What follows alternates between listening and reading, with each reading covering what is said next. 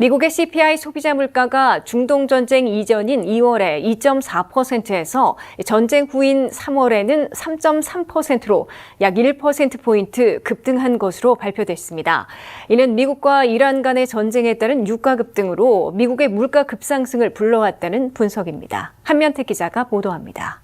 중동전쟁에 따른 유가 급등으로 미국의 물가가 요동칠 것이라는 우려가 현실화됐습니다. 미국의 CPI 소비자 물가는 전쟁 전인 2월에 2.4%로 진정됐으나 전쟁 후인 3월에는 3.3%로 급등한 것으로 연방노동부가 발표했습니다. 3월 CPI의 3.3% 급등은 휘발유 값이 21.2%나 폭등하는 등 에너지 가격이 10.9%나 대폭 올랐기 때문으로 분석됐습니다. 3월의 CPI 급등에서 4분의 3이나 유가 급등 때문으로 그만큼 전쟁 여파에 직격탄을 맞은 것으로 확인됐습니다. 변동이 심한 식품과 에너지 가격을 제외한 코어 CPI, 즉 근원 소비자 물가는 2.6%로 전달보다 0.1포인트 오르는 데 그쳤습니다. 미국과 이란이 2주간 휴전에 돌입하고 10일부터 종전협상에 들어가 유가 급등과 물가 급상승이 오래가지는 않을 것으로 기대되고 있습니다. 하지만 휴전에도 불구하고 호르무스 해협의 무사 통과가 여전히 제한되면서 국제유가는 배럴당 $100 안팎을 오르내리고 있고 미국 내 휘발유 값은 전국 평균이 $4 15센트를 기록하고 있습니다. 2월 28일 개전 직전인 국제유가 $67, 미국 내 휘발유값 $3로 되돌아가는데 시간이 걸릴 것으로 보입니다.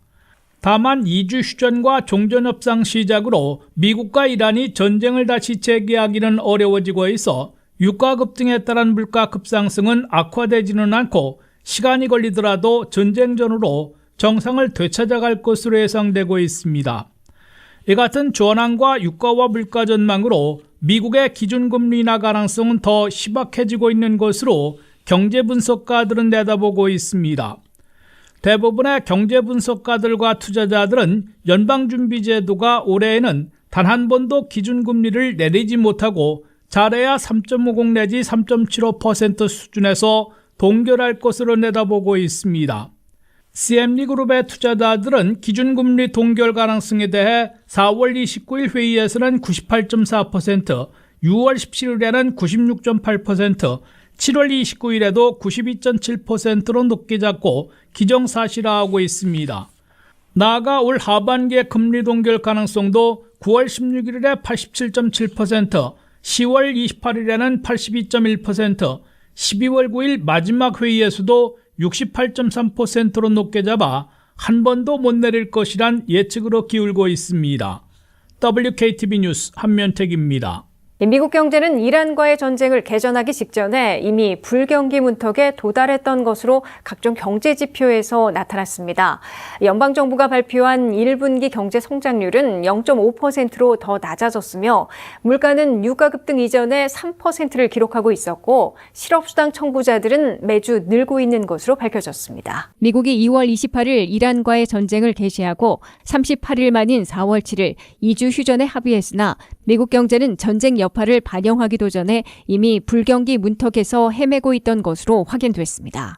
첫째, 미국 경제 성장률이 매달 하향 수정돼 1분기인 1월부터 3월까지 GDP 성장률이 제로 성장에 그치고 있습니다. 연방상무부가 9일 발표한 1분기 GDP 국내 총생산 성장률은 0.5%로 더 내려갔습니다. 세 번 발표되는 GDP 경제 성장률에서 1분기 성장률은 맨 처음 발표 때 1.4%였으나 0.7%로 반감된 데 이어 이번에는 0.5%로 더 하락한 것입니다. 둘째, 미국 경제의 버팀목인 미국민 소비 지출이 예기치 않게 마이너스로 후퇴하고 있어 우려를 증폭시키고 있습니다. 연방상무부가 발표한 2월의 미국민 소비 지출은 마이너스 0.1%를 기록했습니다. 미국민 개인소득은 0.4% 늘어났으나 실제 지출이 마이너스를 기록해 그만큼 미국민 소비자들이 지갑을 닫고 있음을 보여주고 있습니다. 미국 경제의 GDP 성장에서 소비 지출이 70%나 차지하고 있기 때문에 미국민들이 지갑을 닫게 되면 불경기로 추락하게 됩니다. 셋째, 중동전쟁에 따른 유가 급등이 반영되기 전인 2월의 PCE 물가에서 여전히 3%의 고물가를 기록해 유가 급등이 반영되면 인플레이션의 급등이 우려되는 것으로 분석되고 있습니다. 2월 말 현재 미 전역에서 미국민 개인들이 지출한 PC 개인 소비 지출 물가는 전체 2.8%, 근원 3%를 기록했습니다. 연준이 선호하는 PC 물가가 전쟁 개전 직전에 이미 목표를 훨씬 뛰어넘는 3%를 기록했기 때문에 유가 급등이 반영되는 인플레이션은 급등할 것이란 예상이 나오고 있습니다. 연방노동부는 전쟁 이후의 물가인 3월에 CPI 소비자 물가를 10일 발표하는데 2.4%에서 3.3%로 급등할 것으로 경제 분석가들의 우려가 나오고 있습니다. 흔들리는 미국 이란 간의 2주일 휴전과 호르무즈 해협의 무사 통과가 실질적으로 이행되고 10일부터 파키스탄의 수도 이슬람아바드에서 시작되는 종전 협상이 진전돼야 경제 악영향과 불경기를 피해갈 수 있을 것이란 전망이 나옵니다. 미국과 이란이 2주 휴전에 전격 합의하고 서로의 승리를 주장하며 휴전 이행에 돌입했습니다. 2주간 휴전하는 조건으로 호르무즈 해협 오픈에 합의했는데 유조선 등 선박들이 무사히 통과할 수 있느냐가 첫 시험대가 될 것으로 보입니다. 한면택 기자가 보도합니다. 미국과 이란이 최후 통첩 시한을 90분 남겨두고 막판에 극적으로 2주일 휴전과 호르무즈 해협 오픈에 전격 합의한 후에 양측이 휴전을 준수하고 있습니다. 서로 승리를 주장하며 개전 38일 만에 일단 충송과 포송을 멈췄습니다. 피트 엑세스 전쟁부 장관은 2주 휴전 합의 후 처음으로 가진 전황 브리핑에서 미국은 군사적으로 결정적인 승리를 거뒀다며 이란의 미사일 플랜들을 기능적으로 파괴시켰다고 강조했습니다. Operation Epic Fury was a historic and overwhelming victory on the battlefield. A capital V military victory. Be clear, a ceasefire is a pause, and the joint force remains ready if ordered or called upon to resume combat operations. 댄 케인 합참의장은 미군은 휴전이 깨지거나 대화가 실패하면 공격을 재개할 태세를 갖추고 있다고 경고했습니다. 이란도 승리를 주장하며 호르무즈 해협의 통제권을 계속 행사할 뜻을 밝히고 있습니다. 이란 당국은 발이 묶여있는 선박들에게 교신을 통해 호르무즈 해협을 통과하려면 이란의 사전 허가를 받아야 한다고 통보했습니다. 2주 휴전 조건으로 즉각적인 호르무즈 해협 오픈과 안전한 통과를 약속한 것과는 다소 다른 것이어서 강력한 통제가 지속될 경우 휴전까지 깨질 수 있는 첫 시험대가 되고 있는 것으로 보입니다. 미국과 이란은 휴전을 중재한 파키스탄의 수도 이슬람아바드에서 10일부터 종전협상을 갖게 됩니다. 2주 휴전을 뒤늦게 통보받아 불쾌감을 표시하고 있다는 이스라엘은 이란 공격은 중지하겠지만 레바논에 있는 헤스볼라에 대한 공격은 계속하겠다고 밝혔습니다. 이란은 종전협상을 시작하기에 앞서 레바논의 수도 이스라엘의 헤스볼라 공격을 중지해야 한다고 요구하고 있습니다. 중동 국가들인 쿠웨이트, 카타르, 아랍에미레이트 등은 휴전 발표 후에도 미사일이나 드론 공격을 계속받고 있다고 밝히고 있습니다. 미국은 종전협상을 시작하기도 전에 이란도 그럴 용의를 밝힌 만큼 무너진 잔해 아래에 있는 농축 우라늄들을 핵무기급으로 고농축시키지 못하도록 미국에 건네야 한다고 요구하고 나섰습니다. 미국과 이란 간 2주일 휴전은 언제든지 깨어지기 쉬운 데다가 휴전 조건인 호르무즈 해협 무산 통과가 제대로 이뤄지지 않으면 다시 충돌할 수도 있고 종전협상에서 치열한 침겨루기도 펼쳐지게 돼 위태위태한 살얼음판을 걸어야 할 것으로 예상되고 있습니다. WKTV 뉴스 한면택입니다. 미국이 이란 적진 깊숙한 곳에서 특수부대를 동원한 담대한 수색 구조 작전을 전개해 격추된 F-15E 이글 전투기의 무기 시스템 장교를 36시간 만에 구출해내는 역사를 썼습니다. 이란에서 격추된 F-15 이글 전투기에 탑승하고 있던 2명 중 실종됐던 무기 시스템 장교인 공군 대령을 미군 특수부대원들이 적진 한복판에 침투해 수색 구조해내는 영화 같은 긴박한 작전 성공을 보여줬습니다. 지구촌 슈퍼파워 미국, 세계 최강 미군이 이란 적진 깊숙이 군용기와 특수부대원들을 투입해 영화같이 36시간 만에 실종 전투기 공군 장교 구출에 성공했습니다. We got him, 우리가 구해냈다. 도널드 트럼프 대통령은 부활절인 5일 새벽 0시 8분 미국 역사상 가장 담대한 구조작전에 성공했다고 미국민들에게 알리며 미국은 미군 전사들을 결코 내버려두지 않는다는 미국과 미군의 위용을 과시했습니다. 미국은 지난 금요일 이란 상공에서 격추된 F-15E 이글 전투기에 탑승했다가 실종된 WSO 무기 시스템 장교인 공군 대령을 구조하기 위해 헬기와 수송기, 공중구비기 등 군용기 수십 대와 네이벌실, 팀6 등 최정예 특수부대원들을 이란 적진에 투입했습니다.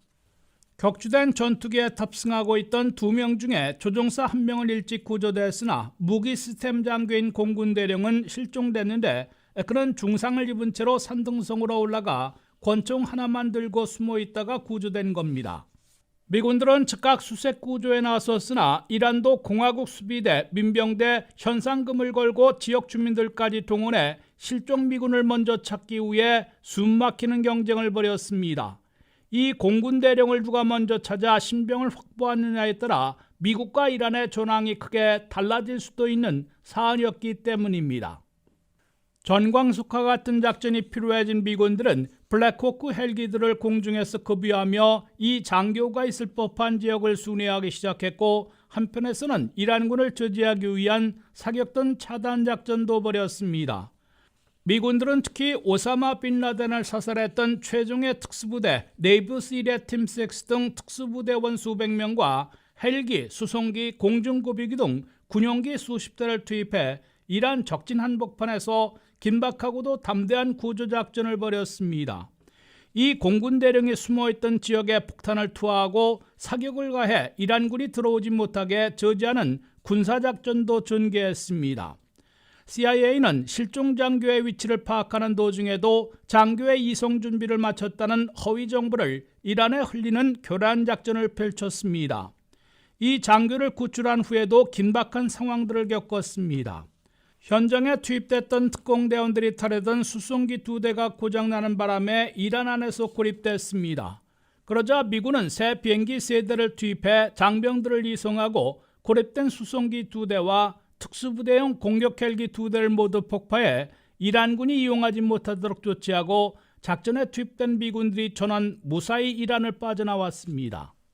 미군이 격추된 공군 대령을 구출해 이란 밖으로 무사히 나오는 데 걸린 시간은 36시간으로 미 역사상 가장 도전적이고 담대한 작전의 성공으로 기록되고 있습니다. WKTV 뉴스 한면택입니다. 미국에서 미들클래스 중산층이 줄어들고 있지만 그보다 소득이 한 단계 높은 중상층은 늘어나 가장 많은 비율을 차지하고 있는 것으로 나타났습니다. 최근 중산층의 붕괴가 우려돼 왔지만 빈곤층이 급증한 것은 아니며 각종 소득의 증가로 어퍼 미들클래스, 중상층으로 많이 올라서고 있는 것으로 분석되고 있습니다. 미국에서 중산층이 무너지고 있다는 적색 경고가 나온 지 오래됐으나 빈곤층의 급증보다는 중상층으로 올라가는 가구들이 더 많다는 분석 보고서가 나왔습니다. 워싱턴 소재 보수적인 싱크탱크인 AEI, 미 기업 연구소의 새 보고서에 따르면 코어 미들클래스, 즉 근원 중산층보다 한 단계 소득이 높은 어퍼 미들클래스, 즉 중상층이 많아진 것으로 나타났습니다. AEI는 2024년 현재 미들클래스를 세분화해서 로어 중산층, 코어 중산층, 어퍼 중산층으로 나누었습니다. 로우어 중산층은 연소득이 개인 2만 3천 달러에서 3만 8,500달러 사이, 3인 가족이면 4만 달러에서 6만 7천 달러 사이로 분류했습니다. 코어 중산층은 개인 3만 8,500달러에서 7만 7천 달러 사이, 3인 가족으로는 6만 7천 달러에서 13만 3천 달러 사이로 나타났습니다. 어퍼 중산층은 개인 7만 7천 달러에서 23만 달러 사이, 3인 가족이면 13만 3천 달러에서 40만 달러 이하로 꼽혔습니다. 이 기준으로 분류한 결과 2024년 현재 미국민들은 어퍼 미들 클래스, 즉 중산층이 31.1%로 가장 많은 것으로 AEI 보고서는 밝혔습니다. 근원 중산층은 30.8%를 기록해 중상층에 역전됐습니다. 로어 미들 클래스는 15.8%를 기록했습니다. 미국에서 근원 중산층은 1979년 35.5%, 2001년에는 33.2%, 2024년에는 30.8%로 계속 줄어들고 있는 것으로 조사됐습니다. 로어 미들 클래스도 79년 24%에서 2001년에는 19%, 2024년에는 15.8%로 낮아졌습니다.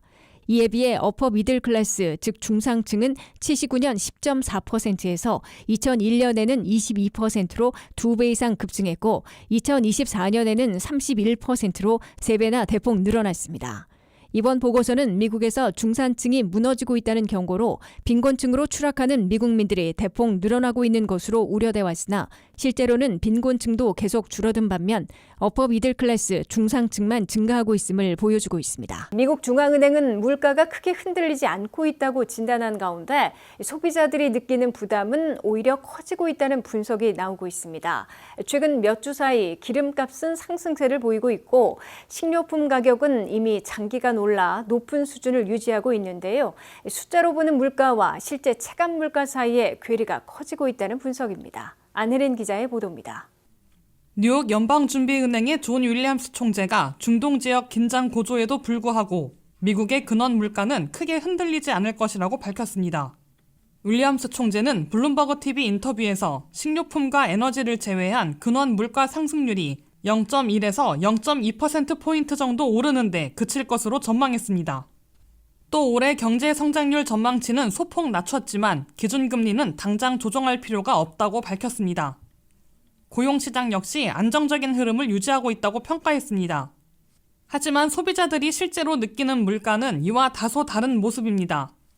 미국의 이러한 공습으로 국제유가가 상승 압력을 받고 있으며 이로 인해 기름값은 최근 몇 주 사이 다시 오름세를 보이고 있습니다. 실제로 미국 내 휘발유 가격은 갤런당 약 2달러 초중반이었던 시기에는 35달러 정도로 차량에 기름을 채울 수 있었지만 최근에는 갤런당 3.5달러에서 4달러 수준까지 올라 같은 양을 넣는데 약 70달러에서 100달러가 필요한 경우가 많아졌습니다. 체감 기준으로는 약 2배에서 최대 3배 가까이 증가한 셈입니다. 식료품 가격은 보다 장기적인 상승 흐름을 보이고 있습니다. 코비드 이후 꾸준히 오른 뒤 현재도 높은 수준이 유지되고 있는데 과거에는 한 주 장보기에 100에서 200달러 안팎이던 비용이 이제는 300달러에서 400달러를 넘기는 경우가 일반적입니다. 품목별로 보면 상승폭은 더 분명합니다. 미국 내 소고기 가격은 과거 파운드당 4에서 5달러 수준에서 최근에는 7에서 10달러 수준까지 올라 약 1.5배에서 2배 가까이 상승했고 닭고기 역시 파운드당 1, 2달러 수준에서 3달러 안팎까지 오르며 큰 폭의 인상을 보였습니다. 우유와 계란 같은 기본 식재료도 전반적으로 가격이 상승한 상태입니다. 결국 중앙은행이 강조하는 근원 물가는 비교적 안정적인 흐름을 보이고 있지만 실제 생활에 직접적인 영향을 주는 기름값과 식료품 가격은 모두 상승하며 소비자 부담을 키우고 있는 상황입니다. 이 때문에 전문가들 사이에서는 통계상 물가와 소비자가 실제로 체감하는 물가 사이의 차이가 커지고 있다는 분석도 나오고 있습니다. 중동 정세와 에너지 가격 흐름에 따라 이러한 체감 물가 부담은 당분간 이어질 가능성이 높다고 제기되고 있습니다. WKTV 뉴스 안혜린입니다. 트럼프 행정부가 2027년도 메디케어 어드밴티지 지급률을 당초 제한보다 3배 높인 2.48%로 확정해 3,500만 이용자들의 피해를 막을 수 있게 됐습니다. 트럼프 행정부는 당초 0.09% 인상을 제한했다가 건강보험사들이 철수할 움직임까지 보이자 2.48%로 상향 조정해 130억 달러를 더 지급하기로 결정했습니다. 메디케어 어드밴티지는 메디케어 수혜자의 과반을 넘는 3,500만 명이 이용하고 있습니다. 메디케어 어드밴티지는 기본 메디케어를 민간 보험사들이 위탁받아 관리해주는 대신 의료비의 20%를 커버해주는 플랜으로 대부분 별도의 프리미엄을 내지 않아도 추가 보험 혜택을 보고 있어 인기를 끌고 있습니다. 유나이티드 헬스케어, 에트나, 휴메나 등 대형 건강보험사들은 연방정부로부터 위탁받아 관리해주는 메디케어 어드밴티지를 운영하고 이용자들에 대한 예산을 지급받고 있습니다. 트럼프 행정부는 국방비와 이민단속 예산을 대폭 증액하는 반면 헬스케어와 복지 예산을 대거 삭감하고 있습니다. 이에 따라 트럼프 행정부는 2027년 메디케어 어드밴티지의 지급금을 0.09% 올려 사실상 동결하겠다고 제안했다가 건강보험사들이 철수 움직임까지 보이자 1차 제안보다는 3배 높인 2.48% 인상으로 상향 조정했습니다. 트럼프 행정부는 6일자로 2027년 메디케어 어드밴티지 지급금 인상률을 2.48%로 확정해 130억 달러를 더 지급한다고 발표했습니다. 하지만 2027년 메디케어 어드밴티지 지급금 인상률은 예년에 비하면 여전히 절반 수준이어서 보험사들의 반발을 무마할 수 있을지 주목되고 있습니다. 메디케어 어드밴티지 지급금 인상률 2.48%는 올해 인상률 5.06%보다 절반에 그치는 것이고 보험사들이 요구해온 4에서 6%에도 못 미치는 것입니다. 그나마 0.09% 7억 달러 더 지급해서 2.48% 130억 달러 증액으로 3배나 높였기 때문에 대형 건강보험사들이 어드밴티지 철수와 같은 반발 조치는 자제할 것으로 보입니다. 만약 건강보험사들이 지급 인상률이 너무 낮아 수익을 내지 못하거나 적자로 돌아선다고 판단할 경우 메디케어 어드밴티지 플랜을 취소할 수도 있기 때문에 그럴 경우 메디케어 가입자들에게 직접 피해를 주게 됩니다. 6,800만 명의 메디케어 가입자들은 메디케어 파트 A와 B에서 의료 진료비의 80%만 커버해주기 때문에 메디케어 어드밴티지 또는 메디케어 서플멘트를 별도로 선택하게 됩니다. 메디케어 어드밴티지는 대부분 별도의 보험료를 내지 않아도 20%를 보충 커버해줍니다. 대신 고액의 처방약을 커버해주지 않거나 디덕터블, 코인슈런스 등 본인 부담금을 부과하는 플랜들이 있습니다. 메디케어 서플리멘트는 나머지 20%를 거의 모두 커버해주지만 매달 별도의 보험료를 내야 합니다. 메디케어 이용자들은 매년 10월 15일부터 12월 7일 사이에 메디케어 어드밴티지 또는 서플리멘트 플랜을 바꿀 수 있고 새해 1월 1일부터 이용할 수 있습니다. 헌정사상 처음으로 헌법 개정안에 대한 재외국민 투표가 실시될 가능성이 제기됐습니다. 투표 참여를 위해서는 오는 4월 27일까지 대사관 방문이나 온라인을 통해 사전 등록을 해야 하며 국회 의결 이후 이르면 5월 초 실시될 전망입니다. 한편 주미대사관 영사부는 5월부터 긴급 방문 창구를 운영하는 등 민원 서비스도 일부 변경할 예정입니다. 안혜린 기자의 보도입니다. 영사관은 헌정사상 최초로 헌법 개정안에 대한 재외 국민투표가 실시될 가능성이 있다고 밝혔습니다. 이번 국민투표에 참여하기 위해서는 대사관 방문이나 홈페이지, 이메일을 통해 사전 신고 및 신청을 해야 하며 등록 마감일은 오는 4월 27일까지입니다.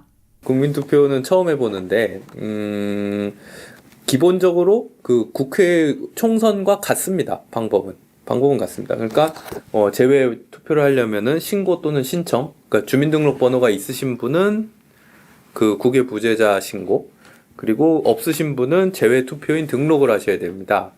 근데 재외 투표인은 한 번 등록하셨으면은, 그러니까 즉 여기서 만약에 태어나셔서 주민번호가 없으셨던 분은 지난번 대선 때 만약에 등록하셨다면 더 등록을 안 하셔도 되고, 근데 이제 주민번호가 있고 해외에 출타하는 걸로 잡혀 계신 분들은 국외 부재자를 신고하시면 되겠습니다. 다만 현재 국회에 최종 투표 확정 절차가 남아있어 관련 의결이 이루어져야 최종 일정이 확정될 전망입니다. 그래서 아직 투표 확정 절차가 남아 있습니다. 아까 말씀드렸듯이 국회 의결 등 투표 확정 절차가 남아 있어서 상세 사항은 계속 좀 말씀드리도록 하겠습니다. 시점은 이르면 5월 7일 전후가 될 것으로 보이고 있습니다. 재외선거와는 달리 국민투표는 이번이 처음으로 진행되는 만큼 참여 방식에도 차이가 있습니다. 주민등록번호가 있는 경우에는 국외 부재자로, 주민등록번호가 없는 경우에는 재외투표인으로 각각 등록 신청을 해야 합니다. 구체적인 투표 장소는 확정되는 대로 별도 공고될 예정입니다. 이번 국민투표의 주요 내용은 헌법 개정안으로 헌법 전문의 5.18 민주화 운동과 부마 항쟁의 정신을 명시하고 대통령의 계엄 권한을 제한하는 내용이 포함됩니다. 또한 국토의 균형 발전과 관련된 조항도 새롭게 담길 예정입니다. 한편 주미대사관 영사부의 민원 업무 운영 방식에도 일부 변화가 있습니다. 기존에는 오전 9시부터 오후 5시까지 운영되며 일부 시간대에 예약제로 운영됐지만 5월 1일부터는 화요일부터 목요일까지 연령과 관계없이 긴급 방문이 가능하도록 2시간 동안 별도 창구를 운영합니다. 다만 신속한 업무 처리를 위해 기본적으로 30분 단위 예약제를 유지하고 있습니다. 주차 공간 등의 문제로 사전 예약을 권장하고 있지만 긴급한 접수나 처리가 필요할 경우에는 화요일부터 목요일 오후 1시부터 3시 사이 방문이 가능하며 이 경우 대기 시간이 발생할 수 있습니다. 현재 예약 대기는 통상 일주일 이내로 가능해 큰 혼잡은 없는 상황입니다. 기본적인 민원 상담은 이메일과 전화로도 가능하며 이메일 주소는 counselor.usa@mofa.go.kr입니다. 민원실은 주재국 공휴일과 대한민국 국경일의 휴무로 미 연방 공휴일과 함께 3.1절, 광복절, 개천절, 한글날이 포함됩니다. 또한 악천후 등으로 미 연방정부가 예고 없이 휴무를 지정할 경우 이에 따르게 됩니다. 업무별 준비 서류는 영사관 홈페이지에 상세히 안내되어 있으며 여권과 비자, 공증 관련 서류 등은 영사 재외국민 보호 항목에서 확인할 수 있습니다. 수수료는 신용카드와 현금으로 납부 가능하며 오는 5월 9일부터 시작되는 순례영사 서비스에서도 카드 결제가 가능하도록 준비가 진행되고 있습니다. WKTV 뉴스 안혜린입니다.